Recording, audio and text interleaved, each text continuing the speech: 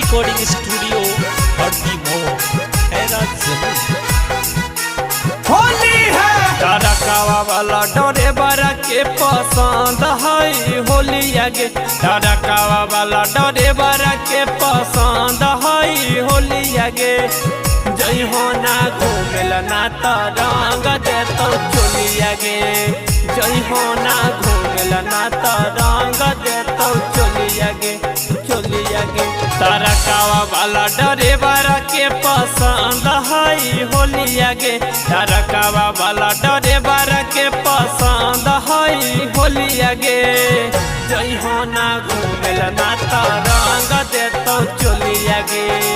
जय हो ना घूमेल ना तो रंग दे तो चोली आगे जय हो ना घूमेल ना तो रंग दे तो चोली आगे जय हो ना घूमेल ना तो रंग दे तो चोली आगे ये चौड़ी होलिया में हमारा से चुनी रंगाइएगी ये चौड़ी होलिया में हमारा से ये छौड़ी ऊपरो रंग तो नीचा वो रंग तो चोली आगे ये छौड़ी तोरो पसंद लगा तो बोलो तो ऐसन बोलिया गे ऐसन बोलिया गे ये छौड़ी ऊपरो रंग तो नीचा वो रंग तो चोली आगे ये छौड़ी तोरो पसंद लगा तो बोलो तो ऐसन बोलिया गे बोलिया अहिरन बबुआन के पसंद है होली आगे सहुआन पसवान के पसंद है होली आगे जय हो ना घूमेल ना तो रंग दे तो चोली आगे जय हो ना घूमेल ना तो रंग दे तो चोली आगे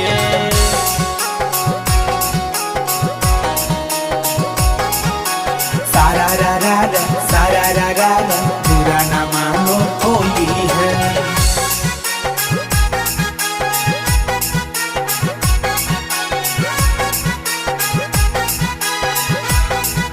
छौड़ी अबीर लगई तो रंग तो चोली आगे गे छौड़ी तोरा फंसई तो बोली के मीठी बोलिया गे मीठी बोलिया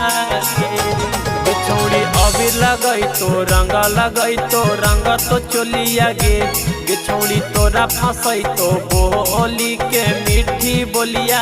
गे बोलिया पंचानंद शिवदानी के पसंद है कई होली आगे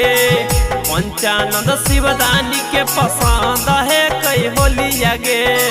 जय हो ना घूमेल ना तो रंग दे तो चोली आगे